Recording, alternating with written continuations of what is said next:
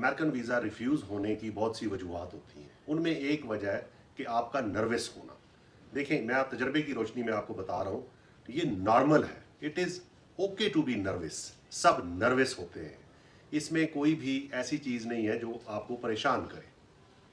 ये एक high stakes interview होता है, ये एक गैर मामूली गुफ्तगू है, ये कोई मामूली फैसला नहीं होता। इसके असरात आपकी ज़िंदगियों पर रहते हैं बाद में, अगर कोई रिफ्यूजल आपकी हो जाती है। ये कोई एंड भी नहीं है, ये कोई बिल्कुल एंड नहीं है कि आपका वीज़ा नहीं लगा तो बस सब कुछ ख़त्म हो गया। मेरा आपको ये मशवरा है कि नर्वस एक लेवल तक होना, इसमें कोई मुजायका नहीं है, सब नर्वस होते हैं, लेकिन आपने पैनिक नहीं होना। आप लंबी सांस लें, पॉज लें, अपने आप को इस माहौल में कंफ्यूज मत करें। याद रखें, अपने आप को कंफ्यूज ना करें। नर्वस अगर आप हैं तो कोई मसला नहीं है, लेकिन आपने वहां कंफ्यूज नहीं होना। अपने आप को कंट्रोल में रखें। अगर आप ज़रूरी समझते हैं तो वीज़ा ऑफिसर को क्वेश्चन रिपीट करने का कहें। आगे चलें, आप ये समझें कि आप यहाँ क्यों आए हुए हैं, आपका गोल क्या है।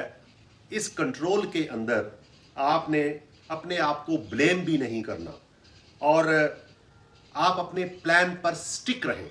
आपका जो प्लान है, जो आपकी स्ट्रेंथ है, जो टाइज हैं आपकी स्ट्रॉन्ग, जो आपका क्रेडिबल पर्पस ऑफ ट्रैवल है, आप उस पर स्टिक रहें। और आप ये जानें कि आपने यहाँ पे क्या बात करनी है और आप क्यों आए हुए हैं। आप अपने मकसद पे तवज्जो दें। आप नर्वस होने के बाद आप कंफ्यूज मत हो।